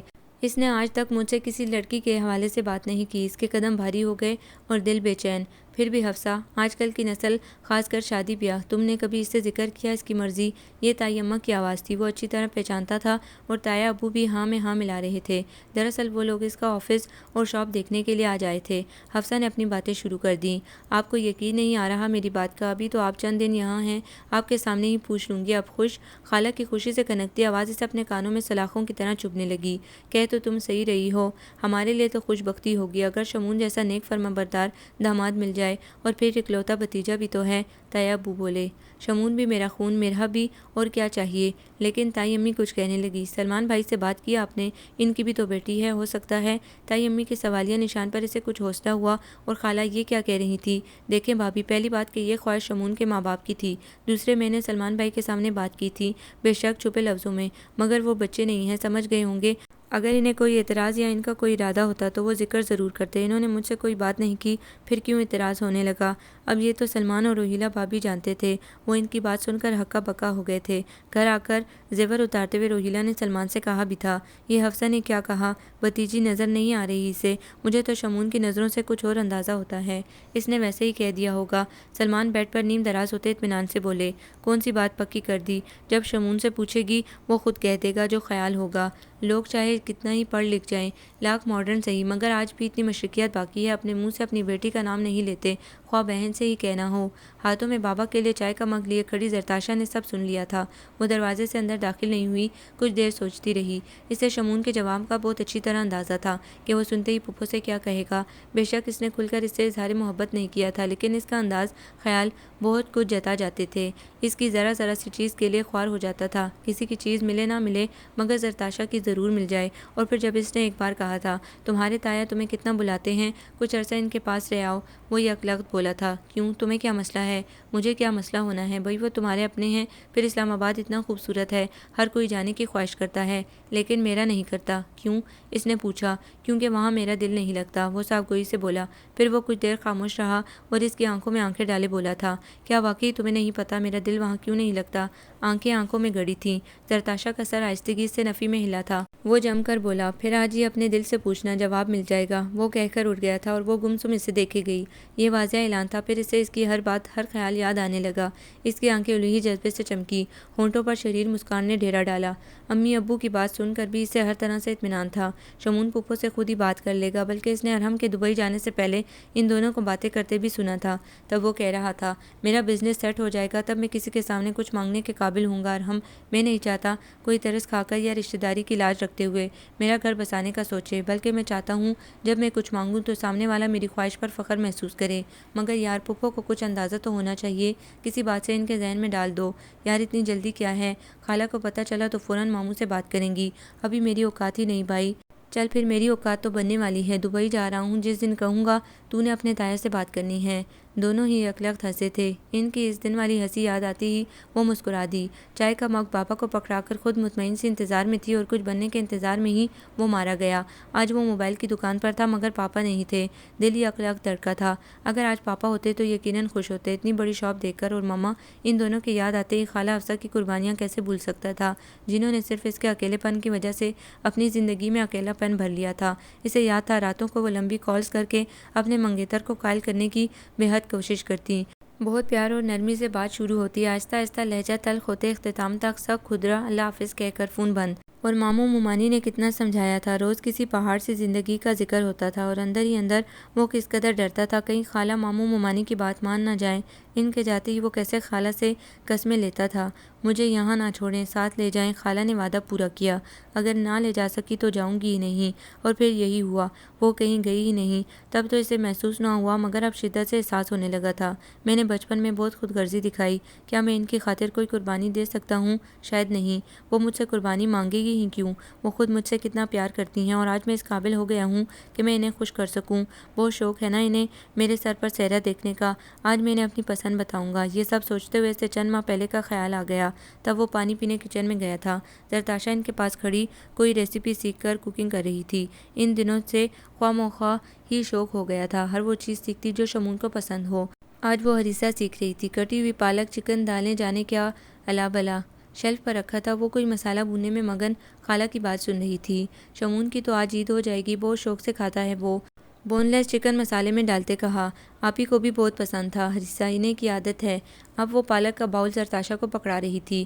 اللہ کرے اس کی ہونے والی بیگم کو پکانا آتا ہو، ورنہ یہ تو ضرور لڑا کرے گا ہریسہ کھانے کے لیے۔ زرتاشا نے فوراً حفصہ کے ہاتھ سے ڈوری لی۔ لائیں پھپھو، میں پکاتی ہوں، مجھے طریقہ بتائیں۔ اب وہ اسے مسالے کے اندازے اور دالوں کا بتا رہی تھی، تب وہ پیچھے سے کنکارا، بڑی خوشبوئیں آ رہی ہیں۔ وہ معنی خیز اس کی پشت کو دیکھتے ہوئے بولا تھا۔ زرتاشا نے مڑ کر نہیں دیکھا، البتہ اس کی نگاہوں کی تپش ضرور محسوس ہوئی تھی۔ حفصہ بتانے لگی، ہاں زری کہہ رہی تھی مجھے سکھاؤ ہریسہ، دیکھو آپ کیسا پکتا ہے۔ اگر سکھانے والی آپ ہوں گے اور پکانے والی، اس نے واقعی لفظ منہ میں ہی رہنے دیے، بس اتنا کہہ دیا، یقیناً اچھا ہی ہوگا۔ دفعتاً اس کا موبائل بولا تھا، اس سے پہلے کہ وہ مزید بات سے بات بڑھاتا فون کان سے لگا لیا۔ تایا ابو کا فون تھا، بزنس کے شیئرز اس کے سپرد کرنے کے لیے کاغذی کارروائی کے لیے اسے اسلام آباد بلا رہے تھے۔ اس سے بات کرنے کے بعد انہوں نے حفصہ سے بات کرنے کی خواہش ظاہر کی تھی۔ اس نے فون خالہ کو تھما دیا۔ اب خالہ کی آواز اس کے وجود کو لرزا رہی تھی۔ وہ پورے وثوق سے یہ کہہ کر بات ختم کر رہی تھی، آپ مجھے بے فکر ہو کر ہاں کر دیں، شمون سے میں خود پوچھ لوں گی۔ ہو ہی نہیں سکتا وہ میری بات کا انکار کر دے۔ اس کے کان سائیں سائیں کرنے لگے۔ وہ لاؤنج میں آنے کے بجائے اپنے کمرے میں چلا گیا، کسی کو اس کی موجودگی کا علم تک نہ ہوا۔ حفصہ بہت دیر سے اس کا انتظار کر رہی تھی، اتنی دیر تو کبھی نہیں لگائی تھی، کئی بار جا کر گیٹ تک دیکھ کر آئیں۔ پورچ کی ایک جانب جب گاڑی کو دیکھا تو عقل پر ہاتھ مارا، توبہ ہے اتنی بڑی چیز خوشی میں نظر ہی نہ آئی۔ وہ اب اس کے کمرے کی جانب بڑھی تھیں۔ عبدالرحمن اور سفینہ سلمان بھائی کی طرف چلے گئے تھے ان سے ملنے کے لیے۔ حفصہ اس کے کمرے کی جانب بڑھی، ناپ گھما کر دروازہ کھولا۔ وہ بیڈ پر آڑا ترچا نیم دراز تھا۔ تم کب آئے؟ وہ کسمسا کر اٹھا، ابھی۔ خیریت، طبیعت ٹھیک ہے نا؟ وہ قریب آ کر اس کے چہرے اور ماتھے کو چھونے لگی۔ کبھی اس طرح آ کر سیدھا کمرے میں نہیں لیٹا تھا۔ تفکر ان کے چہرے پر ابھرا۔ میں ٹھیک ہوں خالہ، اس نے ان کا شفقت بھرا ہاتھ تھام کر چوم لیا، بس ذرا تھک گیا ہوں۔ ایسی بھی کیا تھکاوٹ، آنے تک کا پتہ نہیں چلا، کوئی مسئلہ ہے تو شیئر کرو۔ وہ اس کے ساتھ بیٹھ گئی تھیں۔ اس نے اپنا سر ان کے کندھے پر رکھ دیا۔ اب وہ اپنا مسئلہ کیا بتاتا؟ ساری زندگی تو ایک ہی خوف دل میں تھا، اگر ضد کی بات نہ مانی تو خالہ بھی چھوڑ دیں گی۔ وہ کبھی نہ ضد کرنے کا بچپن میں عہد کر چکا تھا، جب اسے عہد کے معافی بھی نہ پتا تھا۔ بڑے ہوتے ہوتے وہ عہد نادیدہ طاقت کی طرح خون میں گرمائش بن کر دوڑنے لگا، لیکن اسے یہ نہیں پتا تھا یہ عہد کہاں کہاں کب کب نبھانا پڑے گا۔ اس نے دل کو سلا دیا اور ہونٹوں پر ماما پاپا کی خواہش نے مہر ثبت کر دیے۔ اس کے انکار سے جو خالہ کو تکلیف ہو سکتی تھی وہ اس کا تصور بھی کرنا نہیں چاہتا تھا۔ ان کا ہاتھ چومتے ہوئے بہت نرمی سے بولا تھا، کچھ بھی نہیں خالہ، بس ایسے ہی۔ شور خفیف سی سمٹی بہویں سوالیاں اچکائیں۔ وہ گردن چٹکتے ہوئے مسکرایا۔ شور چلو پھر اٹھو، منہ ہاتھ دو، میں کھانا لگواتی ہوں۔ وہ کہتے ہوئے اٹھی اور ساتھ ہی تایا ابو کے آنے کا بتایا۔ اس نے خاص حیرت کا اظہار نہیں کیا تھا، سرسری سا اچھا کہا، اور تمہارے لیے سرپرائز بھی ہے۔ وہ اب بھی نہیں چونکا تھا، غالباً سرپرائز تو اسے گھر میں قدم رکھتے ہی مل چکا تھا۔ اس نے ان کی گہری آنکھوں میں دیکھا جو اس وقت خوشی سے مسکرا رہی تھی۔ میں نے تمہارے لیے مرحا کا ہاتھ مانگا ہے۔ دل کی حرکت لمحے میں ہی بہت تیز ہوئی، کان کے پردے دل کی دھک دھک سے پھٹنے کو تھے۔ اس قدر تکلیف میں بھی وہ لبوں پر زبردستی مسکان سجائے صرف ان کی آنکھوں میں دیکھ رہا تھا۔ شاید وہ کہہ دیں یہ مذاق ہے، تمہارے ماں باپ کی بھی یہی خواہش تھی، مجھے بھی مرحا پسند ہے، اگر تمہیں کوئی اعتراض ہے تو بتا دو۔ مذاق تو اس کے ساتھ ہو چکا تھا، اب اعتراض سے کیا فائدہ، وہ چپ رہا۔ میں نے پہلے بھی تمہارے تایا جان سے بات کی تھی اس پارٹی والے دن، تب بھی انہوں نے تم سے رائے لینے کا کہا تھا، اور آج بھی۔ اب تم بتاؤ میں کیا کہہ سکتا ہوں؟ اس کے اندر ابلتے جملے احسانات کے بوجھ نے قید کر دیے تھے۔ کئی معنوں میں آج پتہ چلا تھا یتیمی تمام فیصلوں کا حق چھین لیتی ہے۔ اسے ہر چیز ملی تھی، صرف دل کے فیصلے نہیں ملے تھے۔ لمحے کے یک پل میں اس نے پورے دل سے دعا کی، اے مالک، اگر مجھے صاحب اولاد کرنا ہے تو وہ یتیم نہ ہو، ورنہ مجھے بے اولادی منظور ہے۔ اس کی اس دعا کا اگر خالہ یا تایا کو ذرا برابر بھی علم ہوتا تو کم از کم توبہ ضرور کرواتے، لیکن فی الوقت اس نے اس بات میں سر ہلایا جو آپ کی خوشی کہہ کر واش روم میں چل دیا۔ حفصہ زور و شور سے اس کی شادی کی تیاریوں میں لگی تھی۔ روز بازار کے چکر عبد الرحمن اور سفینہ اس کی کئی چیزوں کے سائز لے جا چکے تھے، اور ادھر وہ روزانہ فون کر کے مرحا کا سائز اور پسند پوچھتی۔ اس کے شاپ سے آنے، آرام و طعام کے بعد اگر حفصہ شاپنگ کا عندیہ دے دیتی تو تھکاوٹ سوا ہو جاتی۔ آپ مومانی کے ساتھ چلی جایا کریں، میں تھک جاتا ہوں۔ حد ہو گئی، شاپ سے نہیں، تم تو لگتا ہے کھیتوں میں ہل چلا کر آ رہے ہو، تھکن ہی نہیں جاتی۔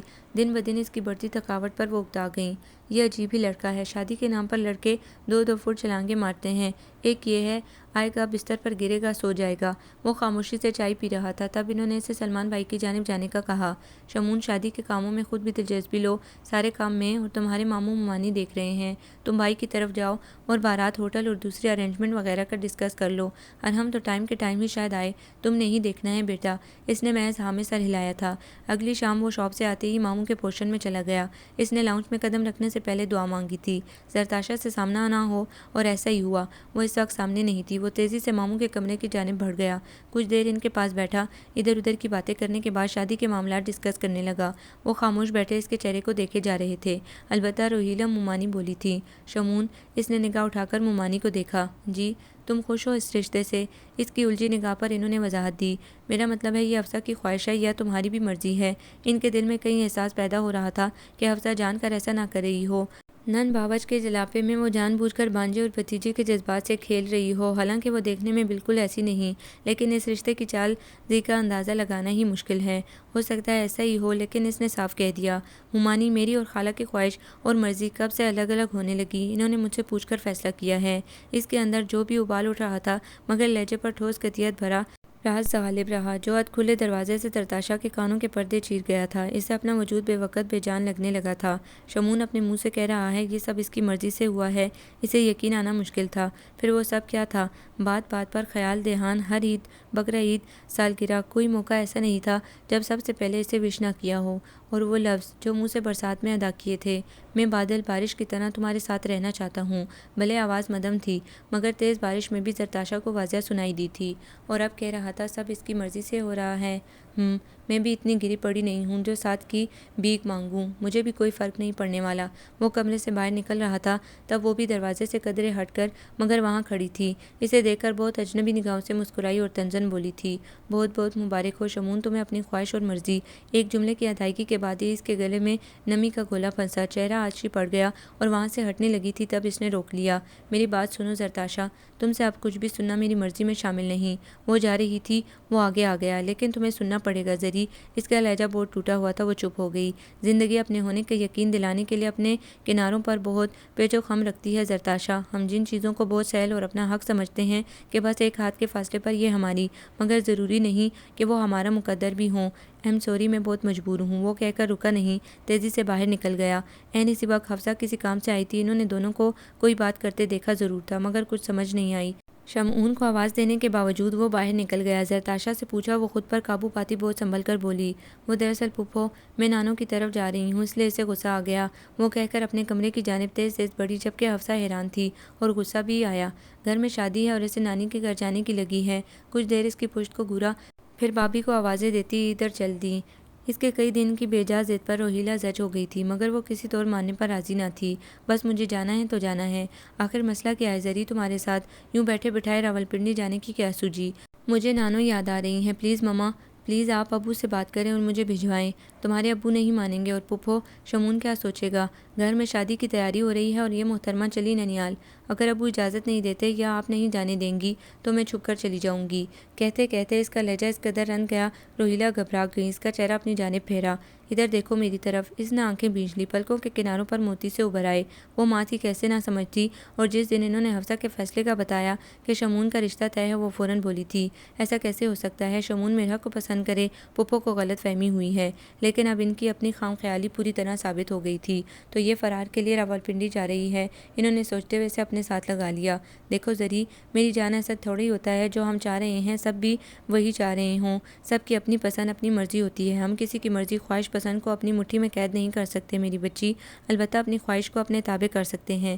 اللہ نے انسان کے دل و دماغ کو اتنی طاقت ضرور دی ہے کہ وہ نہ چاہتے ہوئے بھی خود کو بمشکل صحیح مگر قابو رکھ سکتا ہے۔ ہاں مانتی ہوں، وہ نمکین پانی اپنے اندر انڈیلتے ہوئے بولی، مگر امی، شمعون کی کوئی مرضی کوئی خواہش اپنی نہیں ہے، وہ بے دام بکا غلام ہے۔ آپ نے دیکھا نہیں کیسے سب کے سامنے کھانا پینا اٹھنا بیٹھنا یہاں تک کہ تعلیم تک میں کیسے دوسروں کی مرضی خود پر چلنے دیتا ہے، اور اب تو دل پر بھی قفل ڈال دیا۔ ہو سکتا ہے زری تمہارا وہم ہو، اسے میرا پسند ہو بیٹا، جو بھی ہے۔ اس نے ہتھیلی کی پشت سے اپنی آنکھیں رگڑیں، مجھے چند دنوں کے لیے ہی صحیح، مگر پلیز یہاں سے جانے دے، ورنہ مجھے کچھ ہو جائے گا پلیز۔ وہ اس کے احساسات نزاکت کو سمجھ گئی تھی اور بہت مشکل سے سلمان کو راضی کیا۔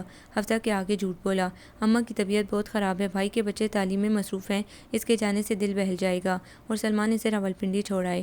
روہیلہ اور حفصہ تیاری میں ازحد مصروف تھیں، تقریباً 2 ہفتے رہ گئے تھے، بازاروں کے چکر، چیزوں کی لسٹ، گھر کی پہلی شادی تھی، سلمان کو بھی اکیلے تمام انتظامات دیکھنے پڑ رہے تھے۔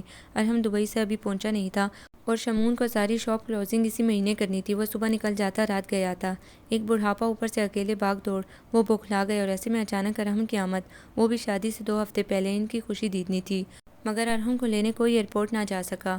مہینہ پہلے جب شمعون کا باقاعدہ رشتہ طے ہوا اور اسے شادی کے لیے چھٹی لے کر آنے کا کہا، وہ تو ہکا بکا رہ گیا، کتنی دیر تو یقین ہی نہ آیا۔ اس نے فوراً زرتاشا سے بات کی، اور اس کے ڈپٹ کر پوچھنے پر پتہ چلا کہ اس کی پسند شادی میں شامل ہے۔ وہ چلا پڑا، میرا اور اس کی پسند، یہ ہو ہی نہیں سکتا، آج تک اس گامر نے کوئی کام اپنی مرضی سے کیا ہے، گلے میں رسی ڈال کر پھپھو کو تھما رکھی ہے، واہیات، اور تم؟ اب اسے زرتاشا کے فیصلے پر ابال اٹھا، تم کیوں راولپنڈی اٹھ کر آ گئیں؟ اس گدھے کا سر پھاڑ دینا تھا، اس کی ہمت کیسے ہوئی اقرار کرنے کی؟ پھر اس نے فوراً شمعون سے رابطہ کیا، مگر بے سود، کبھی مصروفیت، کبھی گھنٹیاں بجتی رہتی اور وہ فون ہی نہ اٹھاتا۔ اسے بڑی مشکل سے 15 دن کی چھٹی ملی تھی، وہ فوراً ادھر پہنچا۔ اسے یاد تھا جاتے جاتے اس نے ایئرپورٹ پر بھی شمعون سے مرحا کے رشتے کا دھیان رکھنے کو کہا تھا، مگر کمینے نے نظر ہی رکھ لی۔ اس کا جی چاہا اس کا سر پھاڑ دے۔ وہ اسی ارادے سے اس کی شاپ پر آیا، مگر اس کے چہرے پر چھائی حد درجہ یاسیت پر وہ کڑ کر رہ گیا۔ گھر آ کر بھی اسے یقین تھا وہ خود ترسی کا مارا کبھی نہیں پھوٹے گا۔ ارحم کا سارا غصہ گھر کی چیزوں اور ارد گرد لوگوں پر اتر رہا تھا، اور سلمان، روہیلہ حیران تھے۔ یہ چند مہینے باہر کیا گیا دماغ 7ویں آسمان پر پہنچ گیا۔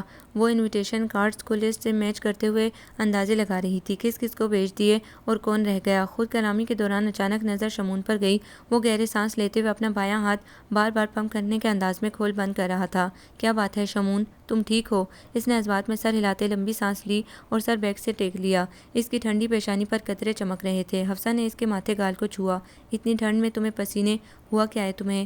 پتہ نہیں خالہ کیا ہو رہا ہے، پلیز مجھے تھوڑا سا پانی پلا دیں۔ حفصہ کی تو ٹانگوں سے جان نکل گئی۔ انہیں یاد آنے لگا کل مارکیٹ میں شاپنگ کے دوران بھی اسے ہلکا سا چکر آ گیا تھا۔ ہاتھ ٹھنڈے، تب بھی پانی پی کر ایسے ہی کہہ رہا تھا، کچھ نہیں، فٹ ہوں، آپ پریشان نہ ہوں۔ بھلا وہ کیسے پریشان نہ ہوتی؟ بھاگتی فریج تک گئیں، ایپل جوس نکال لے آئیں اور اسے پینے کو دیا اور ساتھ ہی ارحم کو فون کر کے بلایا کہ کسی ڈاکٹر کو لائے یا اسے لے کر جائے۔ آخر بات کیا ہے؟ پھوپھو، اس کا علاج کسی ڈاکٹر حکیم کے پاس نہیں ہے۔ حفصہ کا کلیجہ منہ کو آ گیا۔ شمون نے اسے چپ کروانے کے لیے گھورا مگر وہ بولتا رہا۔ اس دن جب یہ شاپ سے جلدی گھر آیا تھا تب بھی اس کی یہی کنڈیشن تھی۔ واپسی پر میں اسے ڈاکٹر کے پاس لے کر گیا تھا۔ تمام ٹیسٹ ہوئے، بظاہر کوئی مسئلہ نہیں ہے، صرف بی پی لو ہو رہا ہے جناب کا، ڈاکٹر نے صاف کہہ دیا۔ اس نے کہتے ہوئے ایک نگاہ تذبذب کا شکار شمون کو دیکھا۔ اسے کوئی ٹینشن ہے جو اسے ڈپریس کر کے بی پی لو کر رہی ہے؟ ٹینشن؟ کیسی ٹینشن؟ حفصہ کے متفکر لہجے پر ارحم نے شانے اچکائے اور آرام سے کہہ دیا، یہ تو اپنے اس لاڈلے سے پوچھیں۔ جاتے جاتے وہ اسے کینہ توز نظروں سے دیکھ کر رہ گیا تھا۔ حفصہ نے شمون کو دیکھا، وہ سر پکڑے بیٹھا تھا۔ لمحے میں ہی حفصہ کا ذہن جانے کہاں کہاں گھوم گیا۔ بی پی لو، ہاتھ پاؤں ٹھنڈے، شادی کے نام پر خاموشی۔ اف، کہیں یہ شادی سے گھبرا تو نہیں رہا؟ اس کے چہرے پر وہ خوشی نہیں ہے جو اکثر شادی کے تذکرے سے لڑکوں کے چہرے پر بکھر جاتی ہے۔ یہ بچپن میں تنہائی سے بہت ڈرتا تھا، ہر وقت میرے ساتھ ساتھ، اور مردوں میں تو بیٹھنا کبھی پسند ہی نہیں تھا۔ اب بھی ارحم کی نسبت یہ جلد مان جاتا ہے، فیصلے کی قوت بھی نہیں۔ کہیں کوئی اور پرابلم؟ او مائی گاڈ، دیکھنے میں تو بالکل فٹ لگتا ہے، تندرست توانا۔ پریشانی سے سانس تیز چلنے لگی، منہ ایسے کھلا کہ بند کرنا ہی بھول گئیں۔ ڈھولتے دل کے ساتھ بمشکل اس کے قریب آ بیٹھیں۔ شمی، شمون، میری جان، کیا بات ہے؟ مجھے نہیں بتاؤ گے؟ انہیں اپنی آواز خود کانپتی محسوس ہوئی تھی۔ کچھ نہیں خالہ، ایسے ہی بکواس کر کے گیا ہے، فضول انسان۔ وہ گردن جھٹک کر اٹھا اور اپنے کمرے میں چلا آیا۔ حفصہ سانس لینا بھول گئیں۔ ہر وقت کی ایک پریشانی لگ گئی تھی۔ ایک دن کے 24 گھنٹے انہیں پہلی بار 24 برس کی طرح لگے تھے۔ سمجھ نہیں آتا تھا کیا کریں، کس سے کہیں، شادی قریب ہے، کارڈز بڑھ چکے۔ بار بار نگاہ اس پر جا رکتی، ہر حرکت پر غور، ان کا دل بیٹھ جاتا اور وہ خواہ مخواہ کی ٹک ٹکی سے کنفیوز ہو رہا تھا۔ اس کی گھبراہٹ ان کے وہم کو یقین میں بدلنے لگی۔ ہر خوشی سے دل آپوں آپ اچاٹ ہو گیا۔ شادی کی تیاریاں بدمزہ لگنے لگی۔ ہر وقت یہی ہول اٹھتے، اب کیا ہوگا؟ عبد الرحمن بھائی اور سفینہ بھابھی تو یہی خیال کریں گے، اسے پہلے سے پتہ تھا، تبھی اپنی بھتیجی کا خیال نہیں آیا۔ حالانکہ بھتیجی کا خیال تو اس لیے نہیں آیا کہ اس کے ننیال میں بہت رشتے تھے۔ پھر آپی شمانہ نے بھی تو کہا تھا، اف، میری صفائی کون دے گا؟ اسی ٹینشن میں بھابھی روہیلہ کے پاس گئیں، ان سے کہتے ہوئے کچھ جھجک اٹھیں۔ پھر ارحم کا خیال آیا، اس سے پوچھوں، شاید اسے کچھ پتہ ہو۔ وہ اسی وقت ان کے پاس آ کر بیٹھا تھا۔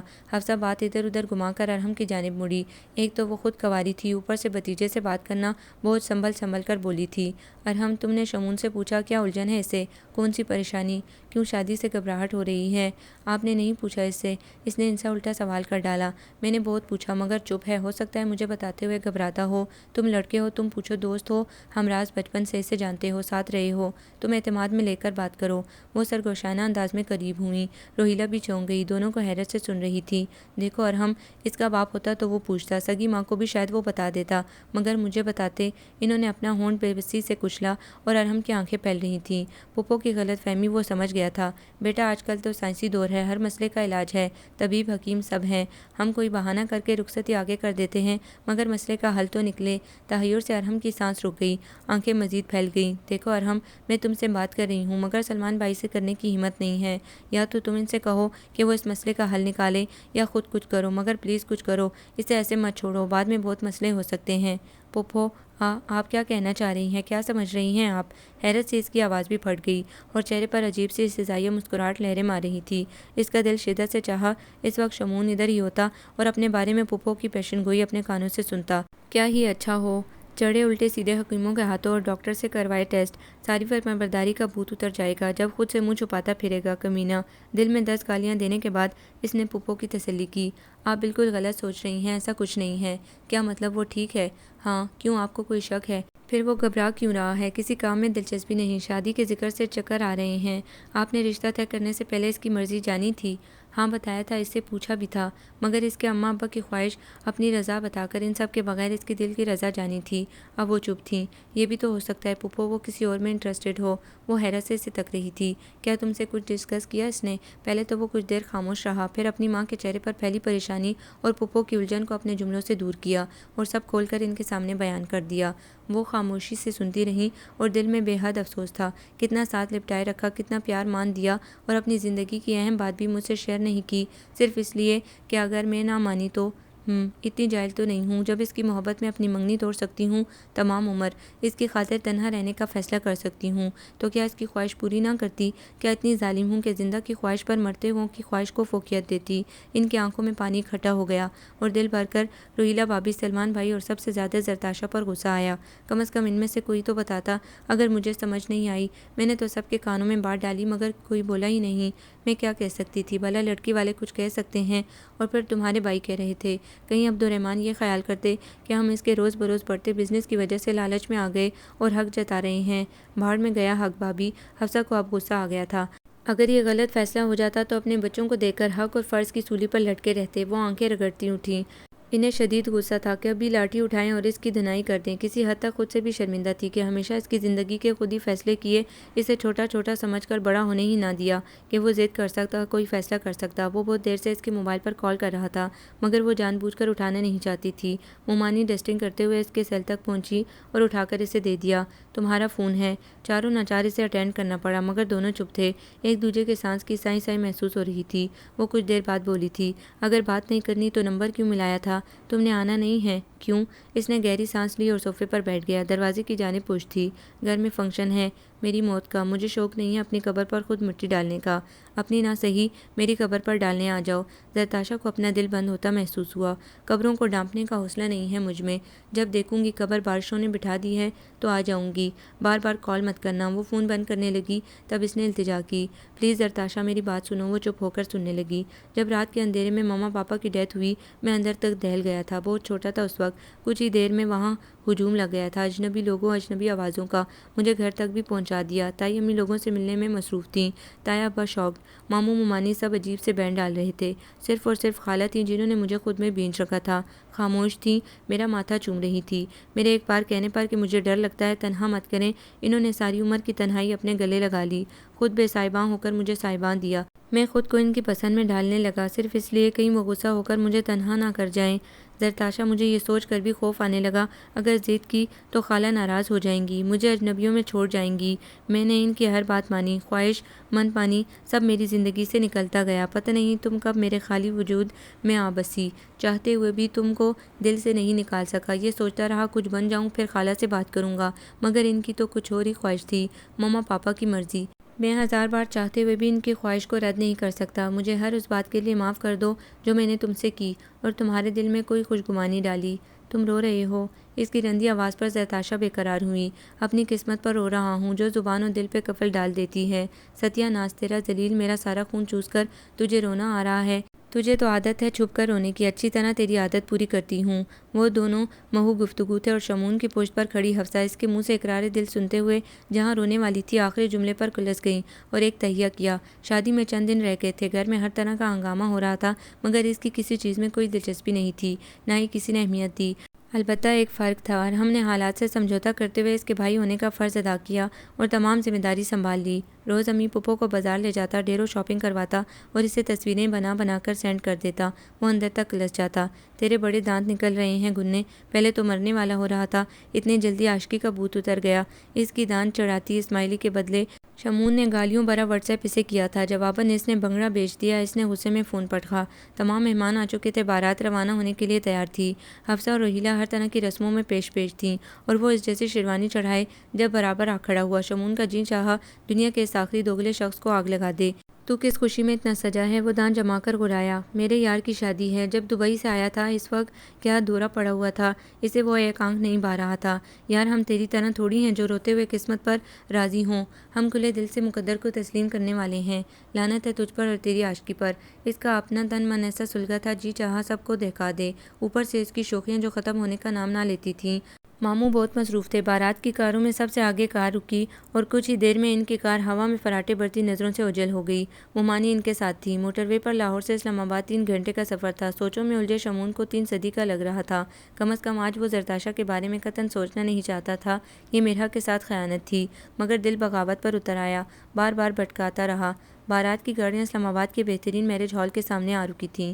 برقی کمکموں سے چمکتی عمارت اس سے آتش فشاں کی طرح پھٹتی لگ رہی تھی، اور مومانی ماموں نے اتنی تیزی دکھائی کہ اپنی گاڑی سے اتر کر ریسیپشن پر ہار لیے کھڑے ہو گئے، اور تایا ابو اور تائی اماں بھی ان کے ساتھ ویل چیئر پر زارون۔ بارات کا خوب استقبال ہو رہا تھا، کچھ سمجھ نہیں آ رہی تھی کون مہمان کون میزبان، سب ایک دوسرے کو ملتے مبارک سلامتی دے رہے تھے۔ ارحم مٹھائی کے تھالوں سے اٹھا اٹھا کر گلاب جامن کھائے جا رہا تھا۔ اس کے اتنا میٹھا کھانے پر پہلے تو شمون کو شک گزرا کہ ٹینشن سے اس کا شوگر لیول گر رہا ہوگا، پھر جب بیتوگا ہنسا تو خیال آیا شاید غم اس کے دماغ کو چڑھ گیا، لیکن جب اسے نارمل انداز میں تایا ابو سے کچھ باتیں کرتے اور پھر مٹھائی اٹھا کر اپنے منہ میں ڈالتے دیکھا تو بہت غصہ آیا۔ کمینہ ڈرامے لگا رہا تھا، وہ اس کے برابر صوفے پر بیٹھا تھا۔ تب شمون نے آہستگی سے کہا، بس کر جا، گلاب جامن کھا کھا کر تیرا پیٹ یہیں پھٹ جائے گا۔ تو تیرا کیوں دل پھٹ رہا ہے؟ تو بھی کھا لے، بڑے میٹھے ہیں۔ اس نے ایک گلاب جامن اٹھایا مگر اس کے برا سا منہ بنانے پر واپس رکھ دیا۔ دل میں ایک ٹیز کی طرح زرتاشا لہرائی تھی، کیونکہ سامنے سے تایا جان اور ماموں جان کے جلوں میں قاضی صاحب رجسٹر اٹھائے ان کی جانب بڑھ رہے تھے۔ اسے اس نکاح میں بالکل دلچسپی نہیں تھی۔ دھیان بھٹک رہا تھا جب وہ ارحم کے ٹوکے سے چونکا اور آنکھیں قاضی صاحب کے الفاظ نے پتھرائیں، شمون الیاس احمد، آپ کو بعوض حق مہر سکہ رائج الوقت 1,00,000 زرتاشا سلمان علی اپنے نکاح میں قبول ہے۔ قاضی صاحب جملے کی تکرار کر رہے تھے اور وہ پھٹی آنکھوں سے سب کے چہرے دیکھ رہا تھا۔ اب کہ ارحم نے بہت زور سے اس کے پیٹ میں کونی ماری تھی، اب پھوٹ بھی دے یا خالہ سے پوچھنا ہے لنگور۔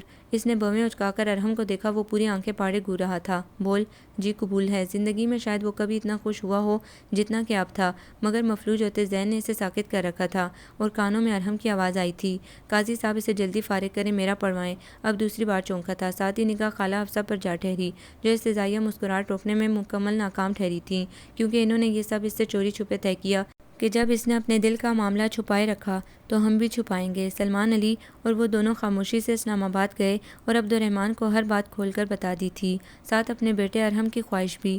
انہیں اعتراض ہوتا اگر عین شادی پر رشتہ ٹوٹ رہا ہوتا، شمون نہ صحیح ارحم صحیح، کم از کم ان کی بیٹی من چاہی بیوی بن کر راج تو کرے گی۔